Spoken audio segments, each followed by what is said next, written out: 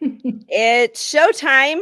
Here we are for our second live stream. I am Kathy Zant here with Motivation Code, and I have such a treat for you today. I am here with my friend Joy Bowen. Joy, I met you at Cabo Press, the event that Motivation Code CEO Chris Lama puts on year after year. And you had these amazing workouts with your husband, Drew. You got us down on the beach exercising. It was amazing. It's really, a tough gig to be leading workouts near the ocean like that. It's honestly my favorite event of the year because it's like, Yeah. you say no. When Chris was like, hey, I just want you to lead some sunrise workouts for our attendees, right there at the water's edge. I was like, okay, sure. Like twist my arm. It is Yeah. like the best event, I think, of the year for sure. It is. It is definitely amazing, and there were 3 days of workouts. I did day 1 and really pushed myself, and then day 2, I was like, "Okay, I'm just gonna take a break," and then day 3, I was back again, and I did it again and brought it home, and actually for quite some time was doing workouts at home, and then that inspired me to start hitting the gym and actually, like, really lifting some heavy weights. So you kinda jump-started me there at Cabo Press, I so love thank it. you for that. You are awesome. I love hearing that so much. Changing your life one rep at a time is awesome. What that is it too, and that's why I thought that wellness was such a good way for us to kick off the, MCode Catalysts Wellness Challenge, because wellness is such a huge part of mindset, and if you can get this one foundational thing right, it trickles over into so many other areas of life, and it is kind of like we do have kind of a bit of a crisis right now in terms of wellness and really focusing on taking care of, like, our physical bodies right now, don't you think? I do. I work with a lot of achievers. And, I think it's in our DNA to always be creating and building and striving. And for some reason, I think it takes a mindset shift to really understand that, like, taking care of your own personal health is also the very best thing you could do to be a high performance achiever in the world.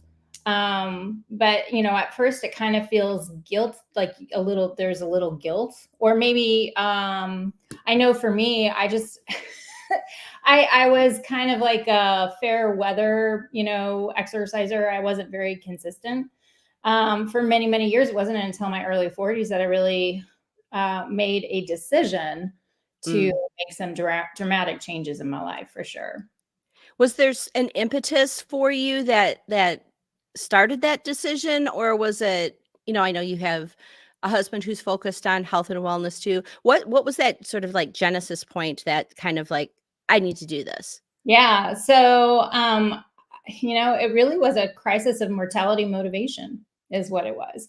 My husband, it kicked off with my husband. He was training for his American karate black belt exam and was training very intense for that.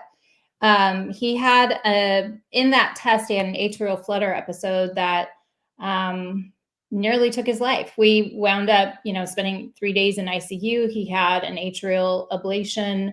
The doctor came in and said, you almost died. And that kind of news when you're, just turning 40, really hits you. And the doctor said to him, thank God you were training and working on your health like you were, because it literally saved your life. Your body was able to endure, a horrific trauma event, and you made it to the other side. And he's like, I truly attribute it to the fact that you were in such excellent health. But he wasn't prior to training for that test. He was, a road warrior eating burgers and French fries. I mean, his boss basically made fun of his expense reports, so like, it wasn't an immediate thing, but thank God he was working on it. And then a year later, almost to the day of his incident, I was diagnosed with breast cancer. Oh, wow. And I was 41, no family history. And that just takes the wind out of your sails. And so I had a bilateral mastectomy, reconstruction surgery. And on the heels of that, I really felt like an alien in my skin. I think most women probably who go through that do. And, you know, I realized, and I started doing some research, like, hello, what can I do to reduce my chance of recurrence? Because I was very fortunate to have a very early stage of breast cancer. So I felt like in a way that was a gift, and I didn't want to take that for granted. And everything pointed toward, you know, nutrition, exercise, like all the fundamentals. You got to like prioritize them. So I didn't want to go back to the gym because I went to a couple classes. The instructor knew, you know, that I had been through that traumatic event. And honestly, I felt like everyone was staring at me. I felt like they were staring at my reconstructed body, and they were, you know, whether they were or not, that just was perception, but I didn't feel comfortable fighting for my strength, you know, in a public setting. And so Yeah. I reached out to a friend who had been leading, you know, fitness, health and fitness support groups for 7 years at that point. And I was like, plug me in. I got to make some changes. And so I committed to not, you know, doing a workout program or, you know, working out, you know, just randomly. I committed to a specific fitness challenge through Beachbody. And it was a 60-day program. I lost 2 pant sizes in that 60 days and completely transformed my body. I found my spark again. I felt like I had found a better way forward for my health because I had always been like an on again, off again girl. And so now, you know, this is my permanent solution. There's no perfect solution out there. I think everybody's trying to find that perfect solution, but this is my permanent solution. Like, I always know how to come home. I always know how to like get refocused and do a new 3-week challenge, or gather up some friends and do it together, or get refocused on my nutrition, or, you know, it's not rocket science. But now, you know, 10 years, it'll be 10 years on June 30th that I've been doing this. And I'm so grateful because it's really helped transition me from perimenopause into postmenopause. And now I can reach back and help other women do the same. And so I'm just glad that I, you know, kind of had that wake up call. Mortality motivation is very, very powerful, right? My hope is that no one would get to that point before they make the decision to actually start taking care of their health. But usually, unfortunately, that's what happens, is that there's some event in our life that makes us realize, oh, I don't have to feel like it. I just need to make the decision to do it. Just like I make the decision to brush my teeth every morning. So anyway, that's long story short. It's interesting though, because it's like, well, I have a 15-year-old daughter who also has been sort of on a fitness journey with me, but she got to, you know, very quickly, to be young again, right? Very quickly got to a place where she's like happy with her look and how she's feeling. And then it's like Rice Krispie treats. And so she's kind of, you know, a little off of the plan, so to speak. Good. Come on. Because it's so easy. Yeah. And I think we get you know, we grow up in that like I'm invincible teenager mindset, and it carries over in your 20s. You think, you know, I'm going to live forever and I can do whatever I want and I've got all the time in the world. And it I think a lot of us get to the point where it's like someone close to us has an issue. You know, like with my mom, she stopped working, she retired, she also stopped like moving around a lot. And then of course the fall happens, and then it all just kind of falls apart at that point. And I'm like, I start researching, trying to help her, and I'm like, oh my gosh, this could be me. So I haven't had the scare other than like a high blood pressure, or not blood pressure, but high blood sugar issue that I had last year because I was self-medicating with all the stress in my life with like scones and baked goods. Yeah. Got off of that and got on a healthier diet. But it gets to the point where it's like you either see someone close to you or you have an issue yourself, and people just get to that place of a wake-up call, don't they? Yeah. No, I mean, you know, some people are naturally like, maybe they grew up. I wasn't an athletic kid. I was a cheerleader.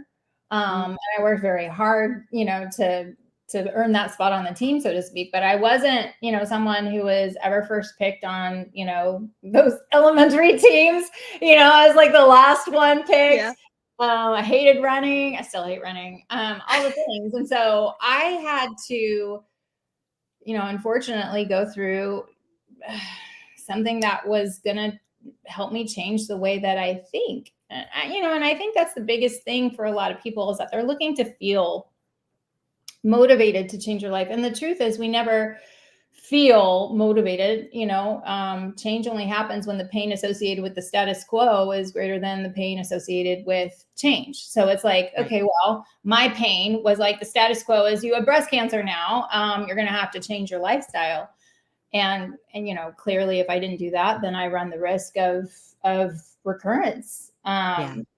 So for me now, it's just kind of been this life's message of like, okay, like how many men and women can I encourage to avoid that mortality motivation? How many men and women can I encourage to take their first step, just like you did, toward a happier, healthier life? Because I think we have this like false notion that it has to be all or nothing. And the truth of the matter is, like, you can have phenomenal success just by focusing on your sleep, drinking more water, like you can even make exercise extra credit for a little while until you start feeling better. It doesn't have to be everything at one time. Something is always better than nothing. So if all you do is decide, okay, I'm going to go on a 5-minute walk today, and that's more than you did yesterday, like, bravo. You don't have to do 10 burpees like in order to make progress. It's those small, consistent steps over time that really do start to change your life. Yeah. Talk to me a little bit about when so I know a little bit just from being in Cabo with you of what your motivational dimensions are. Talk to me about how you decided to take your wellness journey and transfer that over to inspiring others. How did the genesis of that decision come about? Yeah. So, totally not something I planned. This is definitely not a career move that was calculated. It just is something that I feel like God kind of like said, okay, here's your next step. I'm an orchestrator. Influencer is super high on the list as well. And I think, I feel like it's just kind of natural. If you find something that changes your life for the better, don't you want that for everyone else around you? Don't you want to like share that news? Like, buy this refrigerator because the ice maker lasts for 20 years, I think it's just natural to want to help other people find the good in life. And so when I had my 60-day challenge and I lost my 2 pant sizes, and I was very open about my breast cancer journey on social media, because I really felt like, okay, I think I heard from Andy Stanley one time, like, your story is personal, but it was never meant to be private. Your story has always been meant to serve someone else so that they can get through their hard faster, better, stronger, right? Like, so I just felt really passionate about being an open book and trying to help educate women and men, because obviously they need to love the women who are diagnosed with breast cancer. And so I shared my decision. I shared like my frustrations. I shared my wins. I just started talking about the goals that I was setting for myself for strength in my life again. And you could literally see the spark come back into my eyes. Like, if you look at the before picture and the after picture, you're like, oh, she's found herself again. That's amazing. And I think that's something that everybody desires. So I had 3 people, 3 friends here locally, actually, that reached out, from sharing that on social media. And they said, hey, like, we want to do that too. This is the fun part. Like, we've been praying for you for the hard part. This is the fun part. Like, we want to be sexy strong too. And I was like, yeah. And so that was the genesis of creating community groups where I was taking people through these same fitness challenges, whether they be 30 days or 60 days or whatever. And that's really how so I'm not an expert. I'm just somebody who is like, hey, like, let's just link arms and encourage each other together, right? Like, I think we all need that. If we're making lifestyle changes, you definitely need to surround yourself with people who are trying to do the same thing, because our culture doesn't help us at all, right? Like, you get around, We all have that relative, right? Like you go over to their house and they're like, oh, here's the cookies I made for you. And they know you're on a journey that you're trying to get healthier, but they're like sabotaging you every chance they can. So you have to find those people and be very intentional about placing them within your life on a regular basis so that it reinforces, right? You become the average of the 5 people you hang out with the most. So it's like, it just makes sense. Oh, well, if I'm hanging around a bunch of couch potatoes, then I'm probably going to be a couch potato. If I'm hanging around a bunch of people who are not perfect, but they're just showing up, they're, like they're working on mastering that, yeah, I get knocked down, but I'm getting back up and I know exactly how to come home. Like that's very powerful. So that's how, and now I've been doing that now for 10 years, which is just, it blows my mind. So there have been literally thousands of people who have come through our community groups over the past 10 years. And yeah, it's the coolest thing to have a front row seat to someone finding their spark again. You know what I mean? So I keep doing it. That's amazing. So how do people find you? Like, how do they find what you're doing? And is it hard for them to make a decision to say that I'm doing this? Like, do you have to coach them through that? Or do people come to you like, I'm so tired of living like this. Please help me. How does that happen? I think they're both ends of the spectrum. Okay. You have some people who know they want to make a change, but they're scared because maybe they've tried a gazillion things before and feel that they have failed, when in reality, they just needed to make a mindset shift to stop quitting, right? If you stop quitting and you just keep going, like then you don't fail. Over the long haul, you win.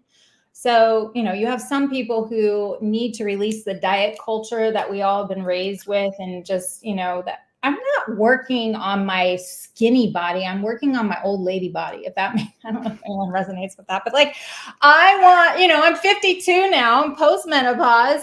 My kids, I'm empty nester. My kids are grown and flown. And it's like, the thing that brings us joy is traveling with them. So I want to be able to like climb the stairs or like lead the pack, like they have to keep up with me at Disneyland. It's not me trying to like keep up with them. And I like it that way. So you have some people who are like hesitant. They know they need a change. If they're open to a conversation, we can have a real honest conversation about an easy path forward. And usually that's all it takes. The overwhelm that stops people is that they don't know where to begin. It's kind of like, have you ever gone into the gym and this was me totally, like you wander around at all the different machines and you're like, I think I should do, I don't know, I didn't do that one yesterday. Maybe and then you kind of wander over here and then you have a conversation and then you're like, well, all right, I've been here for an hour and I don't know if I did anything strategically or effective, but I just showed up. And so what we try to do is just give them a easy path to follow so that they don't have any overwhelm. They don't have to think about it. It's just a matter of like, okay, you're going to do this workout, eat this. Here's your meal plan. Here's your shopping list. Here's your community group. Here's your mindset module, and then you have other people who they know, like when I called my friend Stephanie and said, sign me up, I knew. I was like, I don't care how much it costs, just sign me up. I don't care. Plug me in. You definitely have those personalities as well. But I would say those are probably fewer than the first. Most people know they need to make a change and they just want to have a conversation with a trusted friend who maybe has been there before, has gone through this process of changing their lifestyle and their habits. And they just want to have a conversation about like, can I really do this? Tell me what that looks like. Where do I need to start? And if you can give someone a starting place, man, like sky's the limit. They're off to the races. Yeah. How much does accountability play into all of that? Like, the sticking with it part and having some kind of somebody there to say, how's it going? Yeah. Accountability, this is, I think, the most misunderstood topic in health and wellness, right? It's such a buzzword. We come into groups or community groups or, whatever, a relationship with a coach, and we think, okay, finally, even a personal trainer, someone's going to finally make me do what I know I need to do. And the truth of the matter is, like, you can't, you just, if you, no one can make you do anything, first of all, but if you gave them that ability to make you do anything, you just gave away your personal power, right? So what we have to do is create an environment that helps you learn how to keep yourself accountable, keep your promises to yourself, and learn that, like, yeah, as a coach, I can hold, my water, I can hold this mic, but I cannot show up at your house, make you press play, eat the carrot instead of the donut. Like, I can't do that. And even if I could, you would hate me, because again, I took your personal power.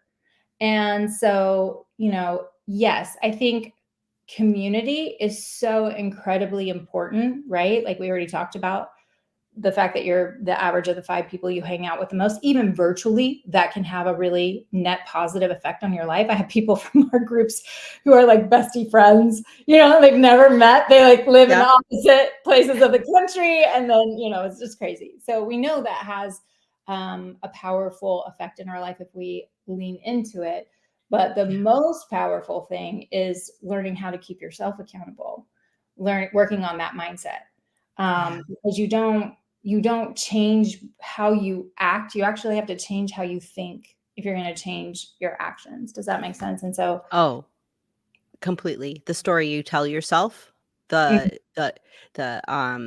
language you use, the identity that I was thinking about that this morning, just in terms of some people will call themselves, they don't say I run, they say I am a runner. They identify themselves as this, and how we identify ourselves really predicates the actions that we take, right? So like if I say, I decided this morning I am a strength trainer because I love the word strength.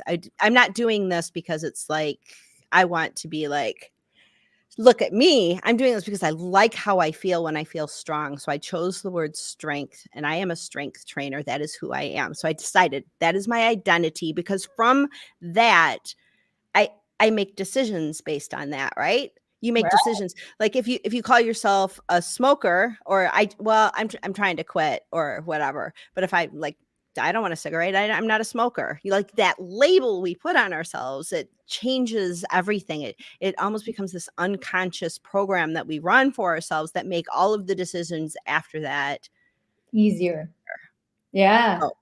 So powerful. Yeah. So, it's the accountability piece is huge, but I think, like we were talking about, just really helping someone understand, like, the accountability comes from you shifting your identity and from you keeping your promises to yourself and realizing you don't have to feel like it to make a good choice.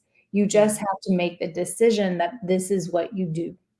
I don't have to feel like brushing my teeth every single day. I do it because I want to chew my food when I'm 80, So I think those big mindset shifts can radically change your life. Yeah, definitely. I read somewhere, somebody wrote something about how wellness is not about going to the gym. That's like 10% of it. Going to the gym is 10%. The rest is like maintaining your emotions, like taking care of your emotions, and like what you do grocery shopping. Like if you can do those things, then what you have in your house. If you don't have the donuts in the house, it makes everything much easier. So the decisions you make when you're grocery shopping, and then the decisions you make when you're in emotional states, that helps. And the odd thing is I stopped thinking about emotions and food. I was just like, oh, working out is just 10%. I can do that. I can do that 10%. That's easy. It's just 10%.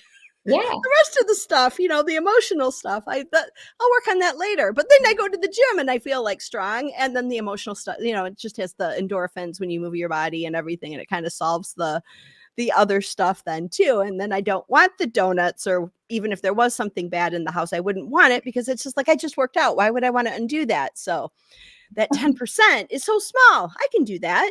Exactly. I think, a lot of people feel that in order to get healthier, that they need to, immediately jump into the gym and crush it. But honestly, like, sleep is more important than even diet. Well, and not than diet, but then exercise when it comes to weight loss.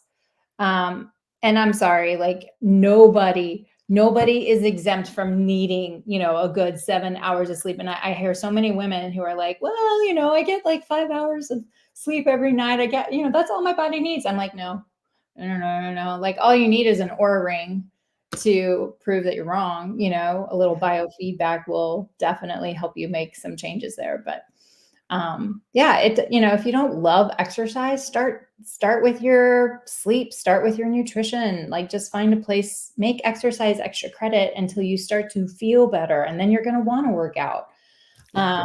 Take the pressure off of the all or nothing syndrome that we all struggle with. Yeah. So Is that what makes people quit? That they just like, what in your experience, because you have worked with so many people, what do you see that makes people fall off the wagon, quit, gets yeah, them into trouble? that's like the $1,000,000 question, right? Why do people quit? I think people sometimes they quit because they really want to do something perfectly.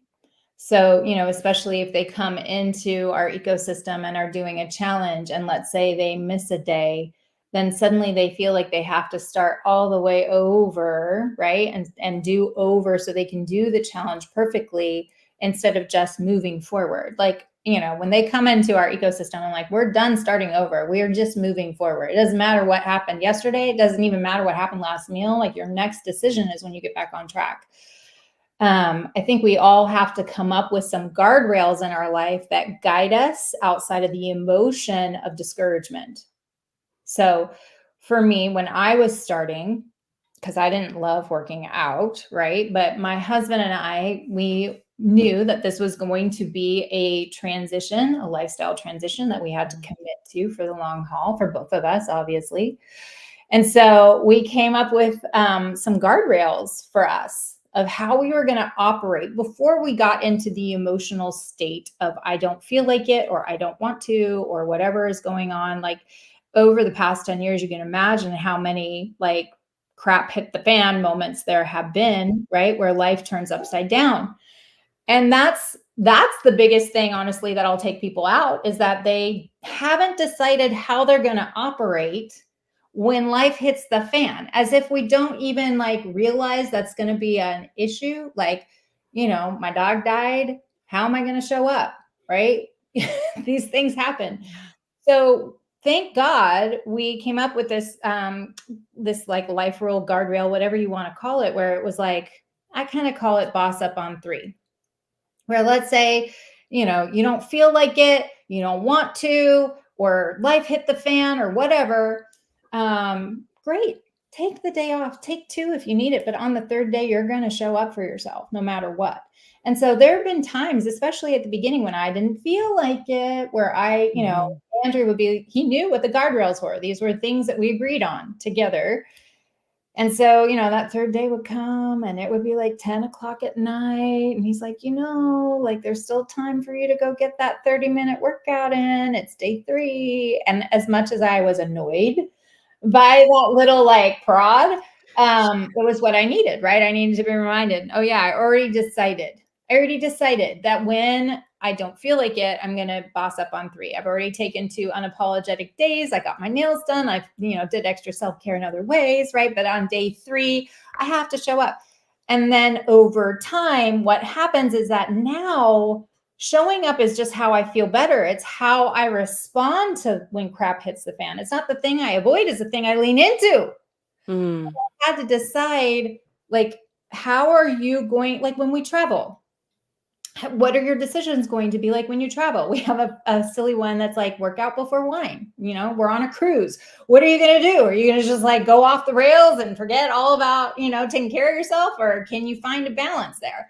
So we have this little fun rule that's like, all right, well, we're going to go get our sweat date on, and then we can go enjoy the day guilt-free poolside with the cocktail, and it's fine, right? But these are things that we've decided before getting into the emotion of the situation to kind of protect ourselves from ourselves, if you will. That's amazing. I want to take us into a conversation about relationships and fitness, because you set this up kind of beautifully. You are very blessed to have a partner who is also committed to his wellness. Mm. There are plenty of people who um, maybe share some bad habits together. Is that a good way of saying it? And Oh, then well, if each you're in a other. relationship, Yeah. Yeah. like like, well, you want a pizza tonight? Of well, yes, yes, yes. I guess I'm gonna have to have pizza tonight because he wants pizza, and so the bad habits then and you just enjoy food together, right? And then one person wants to make a change and then they find resistance in their partner who's still like, "Hey, it's Friday, pizza," right? How do you deal with how do you deal with a partner who isn't ready to make that kind of change? Wow. I feel like Andrew should take the mic because I was that partner who wasn't ready Oh, to make really? a change. He actually went first. I always feel like, in a relationship, someone has to go first.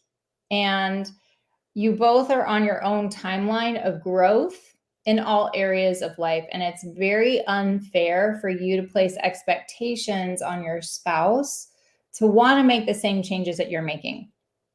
So initially, Andrew was super motivated to get in the best shape of his life because he didn't want to die in his black belt test. Ironically, he almost did. But nonetheless, he really committed to his health in losing a significant amount of weight and getting in much better cardio shape for that test. But he was also working 80% away from the home. He was traveling about 80% of the time during the week, and we had young kids. And so when he got home and wanted to go to the gym to train, I was resentful. And I'm Mm. not proud of that now, obviously, but like I was the problem.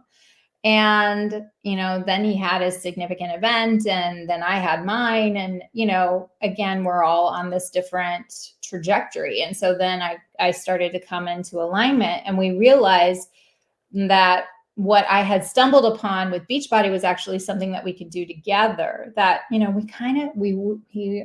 previously we would try to go to the gym and coach each other. Bad idea. Like we would go into the gym without a plan and, do whatever machine. And I would try to correct his form and he would try to correct mine. And we would wind up fighting. And so fitness and health was kind of like this source of contention. Wow. But then, after breast cancer, when I plugged into, first of all, I think he had great compassion, on the heels of my breast cancer, seeing that I was literally fighting for strength again. And so he would do, the Pilates workout with me. I know he didn't want to, but thank God, he kind of yielded that way and decided to support me, occasionally. But there was a season where he was doing his thing, I was doing my thing. So we weren't necessarily doing it together.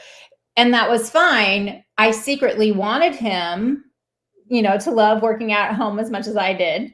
But he had to be on his own path. And it wasn't until like this MMA program, hit in Beachbody, it was called Core Force, that then it just kind of like sparked his heart. He was like, all right, we're on. This is like legit. I love it. And then he was like all the frick in. And so now we've been doing it, really together for at least 8-9 years now. So, Wow. I think with your spouse, you have to realize that they're on a different timeline and you can still go have pizza night. You just don't have to eat 4 slices. You can have 2 slices and a salad, right? And it doesn't have to be a big deal. You don't have to like completely change everything and then make them feel bad for wanting to go out for pizza because you're making a change. Like you can find a way forward without trying to make them feel guilty for not wanting to do the same path forward that you're on, right? Like I've scaled way back now that I'm post-menopause, way back on, how much wine I enjoy because I don't feel good. It's really sad unless I'm in France, in which case I feel great and I can have all the wine in the world and I don't gain a single pound. I'm going to move There to you go. France and live my happy life. I love it. Do you find that wine screws with your sleep? Oh my gosh, so much. Like Aura Yeah. is screaming at me and I'm like, Yeah. I had a glass of wine.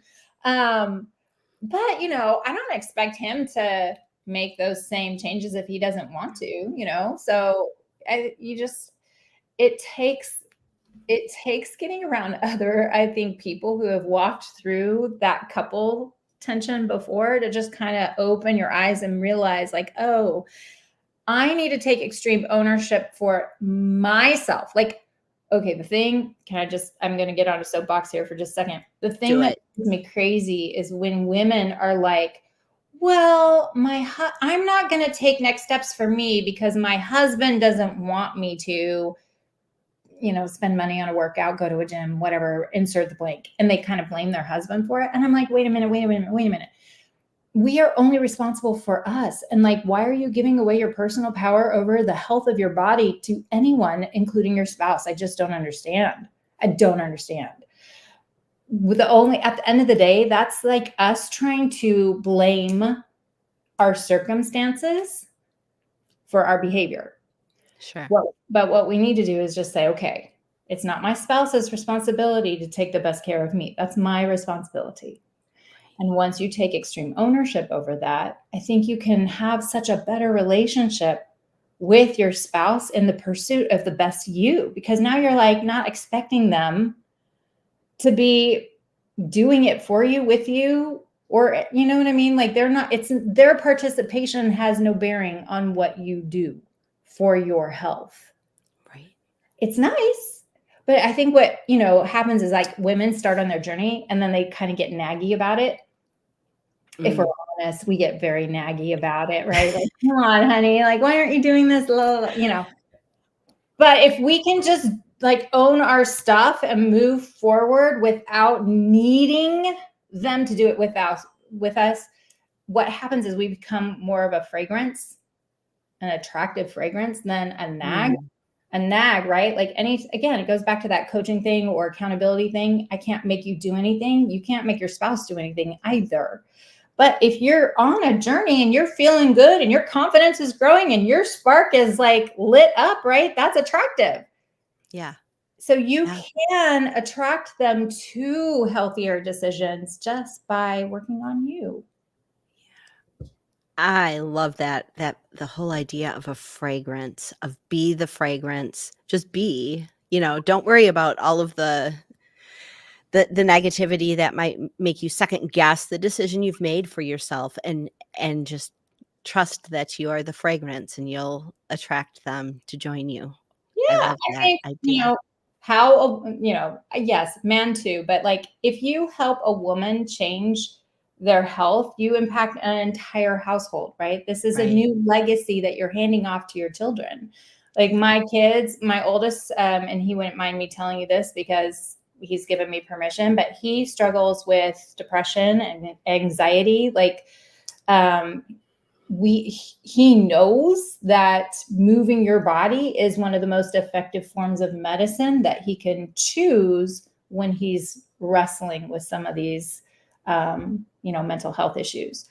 Yeah. But that wouldn't be the case had it not been that we chose to make our home the epicenter of health versus trying to outsource it to a gym. Our kids saw us working out at home. They saw us meal prepping at home. And I think that's really powerful for your kids. It is. And let's talk about our kids, because I mean, we went through the pandemic and lockdowns and schools being shut down and stuff, and it was this weird thing that happened. But to so many of the kids now, that was part of their formative years, and I think it has a long range impact on them growing up in this pandemic, like just everything that happened in our world, and just not having community, not having their friends around, not being able to connect in the same way. So I think we're kind of on the back end of this now, but I don't think anybody's like really talking about like, how do we help our kids heal from this? And I think wellness is and taking care of the physical self is such a big part of mental health too, like as you mentioned. Have you noticed that with the younger generation, that they're having more ramifications from this entire experience than others? Yes, I do actually. I think that we have not even begun to really fully realize how it has impacted them because, as adults, we have life experience to help us kind of get over the mental hurdle of what we have been through. But let's be real. Every single one of us, adults, kids, we are, we've gone through a very traumatic event. And, no one's been through in our lifetime a pandemic before. And as leaders, we've never led through a pandemic before. And we've never really led out of a pandemic before, which is a whole nother issue, right? And so Right. I see young people struggling with, motivation and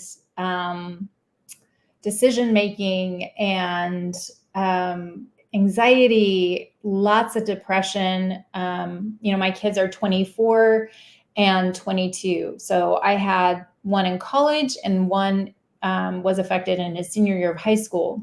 Wow. During the pandemic. And, I feel like really making sure that we as parents are leaning in and guiding them well, being supportive if they need counseling, being supportive about integrating healthy habits, is so critically important because our kids are prone to isolating themselves. That's what I've seen. They just are so much more self-isolated, right? That they're not, we're Gen X. At least I am. I'm a Gen Xer.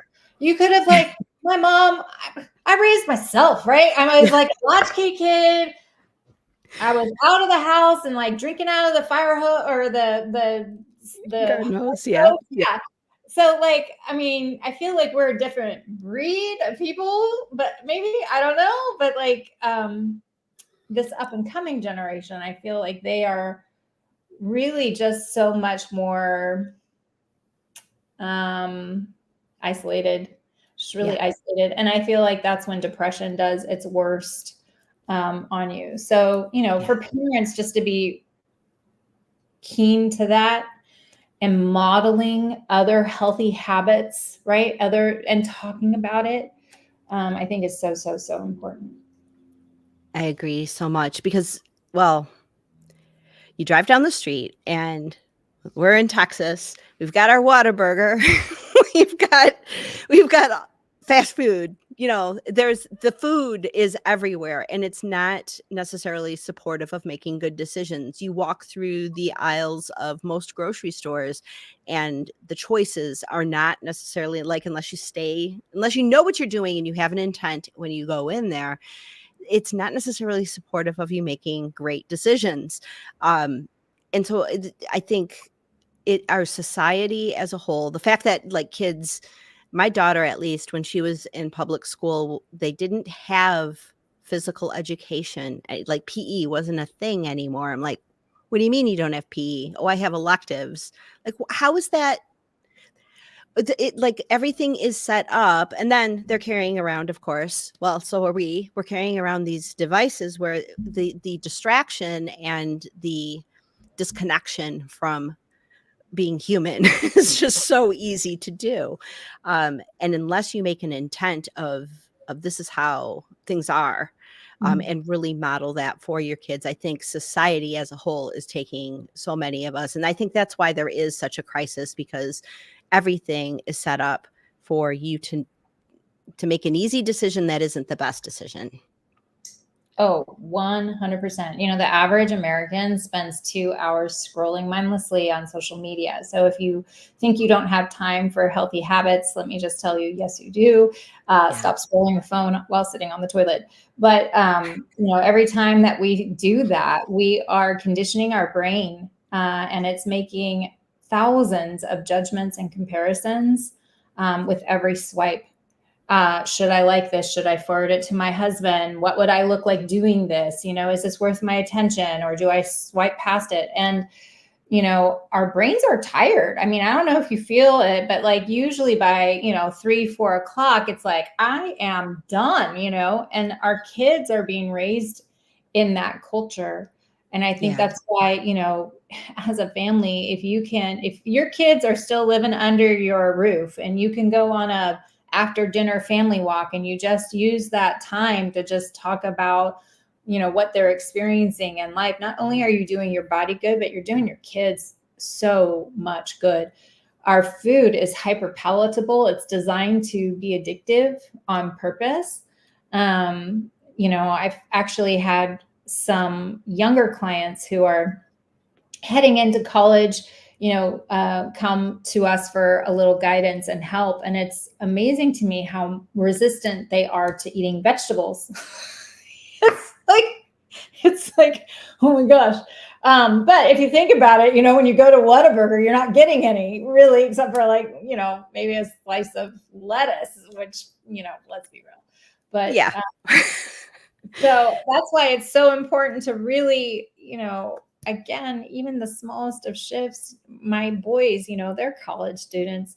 And so they make all the same college student choices. They're eating all the fast food and all the things. But you know what? After their first year of college and they weren't feeling so great in their digestive system, and they were having some tummy things going on, my oldest started cooking for himself, and he would send us pictures of the healthy meals he was cooking. I was like, yes.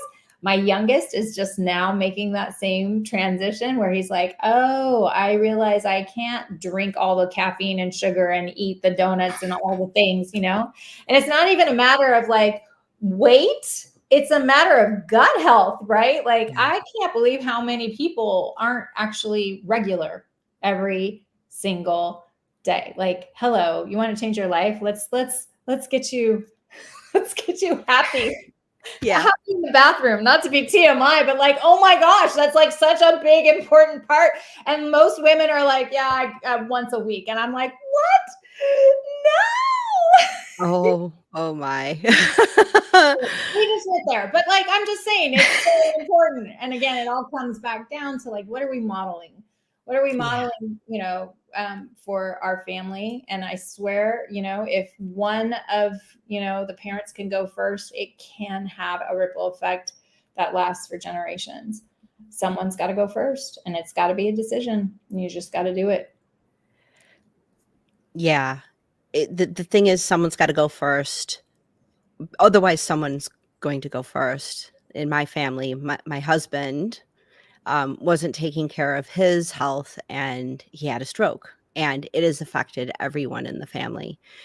Had he made a choice to go the other way, he could have had a more positive effect on the family. So I guess my story is to decide which way you are going to go first, what decision you are going to make, which way you are going to go. And, motivation is a big part of it. Understanding how you're motivated is a huge part of it. But it's not insurmountable. It isn't this big, okay, I'm changing everything in my life. It's small steps, right? It's a cumulative small steps of just making good choices, making one good choice today, right? You can't do all right, here's your life now. It's got to be sort of this gradual movement towards the decision or goal that you have, right? Yeah, I'm so sorry about your husband. It's a powerful story, though, that you share, because, that is kind of this false truth that we kind of hold on to, that my decisions are my decisions and they just only impact me.